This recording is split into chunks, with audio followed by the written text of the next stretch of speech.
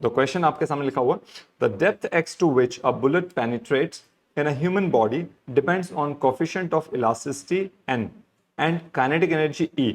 Establish the relation between these quantities using the method of dimensions. समझते हैं इसको।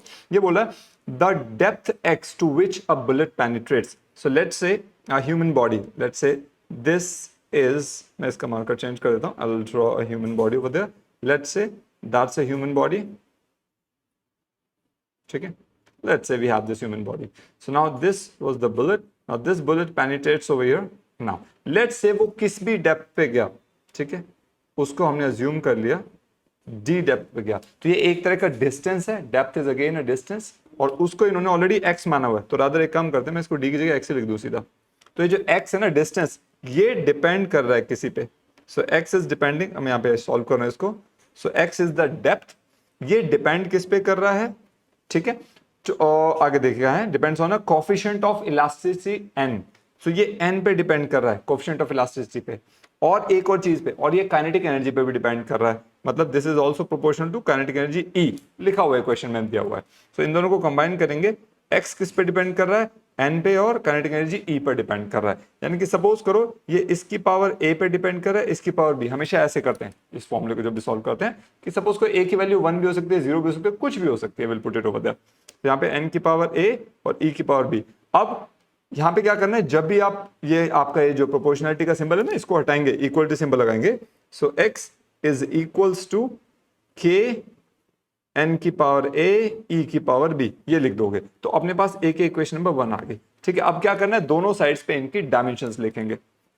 तो x क्या है, डिस्टेंस है, तो डिस्टेंस की डायमेंशन में से l होगी, डेप्थ है ना, डेप्थ एक डिस्टेंस ही होगा, इज इक्वल्स टू कांस्टेंट की कोई डायमेंशन नहीं होगी, हम इसको छोड़ देंगे। n है कोफिशिएंट ऑफ इलास्टिसिटी, तो इसको थोड़ा सा हल्का मैं आपको पहले समझा देता हूं, यहाँ साइड में मैं ग्रीन कलर से कर रहा हूं, that will not be a part of the question but you need to understand that. So n coefficient of elasticity होता है, देखो, स्ट्रेस अपॉन स्ट्रेन, इसको याद रखना, ठीक है, ये होता है स्ट्रेस अपॉन स्ट्रेन।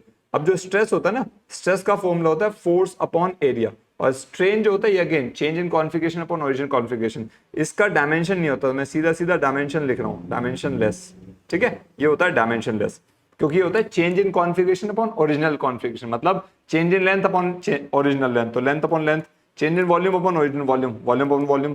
ये प्रॉपर्टीज ऑफ मैटर में आगे डिटेल में पढ़ाएंगे हम लोग, सो आप भी पढ़ेंगे, सो इसमें मैं भी ज्यादा डेप्थ में नहीं जा रहा हूं, बट ये डायमेंशन लेस है, स्ट्रेन डायमेंशन लेस होता है।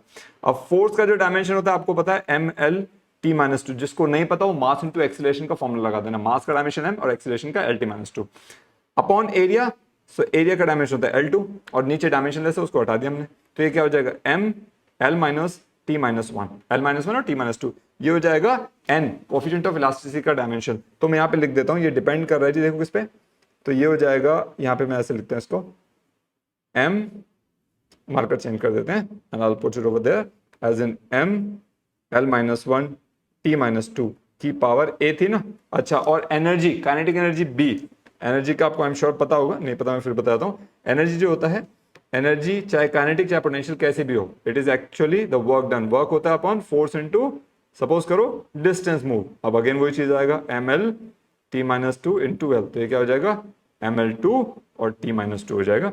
अब इसको आप यहाँ पे अगेन एनर्जी की डायमेंशन यहाँ पे पुट कर दो। सो E की पावर b था, सो दैट मीन्स E की डायमेंशन आपकी mL2t-2 की पावर b, ये हो जाएगा। ठीक है, मेरी अभी एक सेशन है, 4 मिनट मुझे फटाफट वीडियो क्लोज करनी है।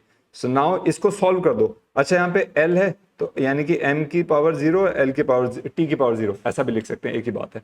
नाउ m की पावर a, L की पावर -a, t की पावर -2a, m की पावर b, L की पावर 2b, t की पावर -2b, सॉल्व करते जाओ इसके पास। अब सारे m की पावर एक साथ ले लो, m की पावर ये a हुआ, उसके बाद ये रहा प्लस में b, और कुछ है नहीं है, फिर L पकड़ लो, L की पावर ये -a है, और ये रहा प्लस में 2b, फिर t देख लो, t की पावर ये रही -2a, और यहाँ पे -2b, ठीक है, और यहाँ पे क्या है, m की पावर 0, L की पावर 1, t की पावर 0। अब दोनों साइड m l t की पावर्स को इक्वल कर दो, तो यहाँ से पता चलेगा a plus b equal to 0 हो जाएगा। इसको ना मार्कर चेंज कर दूं मैं, थोड़ा सा अलग से आपको ताकि दिख जाए। So this will be how much, a plus b equal to 0 हो गया, उसके बाद -a प्लस में 2b इक्वल टू 1 है, और -2a -2b इक्वल टू 0 है। ठीक है, तो अब देखो इससे तो कुछ मिलने वाला है नहीं, इसमें हमें बस मिल जाएगा a equal to minus B, एक इक्वेशन ये मिल जाती है। इसको देखते हैं सॉल्व करके, इसके अंदर क्या हम पुट कर सकते हैं। Now if you put it over here in the second equation, ठीक है, तो देखो क्या मिलेगा, मार्कर चेंज कर रहा हूं मैं, ये हो जाएगा minus of minus B plus में 2b इज इक्वल टू 1, तो क्या हो जाएगा b plus 2b is equal to 1, so 3b is equal to 1, so b की वैल्यू 1/3 होगी। वेरी गुड, तो a की वैल्यू हो जाएगी -1/3, ठीक है, और किस चीज पे डिपेंड नहीं कर रहा, डन। तो अब ये a की वैल्यू एक ये आ गई आपके पास, ठीक है, और b की वैल्यू ये आ गई। अब आप क्या करेंगे, इन दोनों वैल्यूज को इक्वेशन नंबर 1 जो हमने ये इक्वेशन थी, देखिए दिस वाज द इक्वेशन, इस इक्वेशन में आप लोग इसको पुट कर देंगे a और b की वैल्यू, ठीक है। So that means x is equals to k constant S is n की पावर a था, यानी कि n की पावर -1/3, और e की पावर b था, यानी कि e की पावर 1/3। ये इसका आंसर हो गया। थोड़ा सा और इसे चेंज करना चाहो, ये हो जाएगा k और हो जाएगा e की पावर 1/3 अपॉन n की पावर 1/3, क्योंकि माइनस से नीचे आके प्लस हो गया, और 1/3 को क्यूब रूट भी कर सकते हैं, k ये ऐसे लिख सकते हो, cube root of e by n, ये फॉर्मूला हो गया, ठीक है, राइट। नाउ अब k जो है एक्सपेरिमेंटली उसकी कोई भी वैल्यू हो सकती है, हमें यहाँ पे नहीं समझ आ रहा, will leave it as it is the constant of proportionality, will do it. So I hope आपको ये क्वेश्चन समझ आएगा, जिस भी बच्चे ने पूछा था, मैं भी ये वीडियो अपलोड कर दूंगा, you can get the benefit out of it. Thank you and yes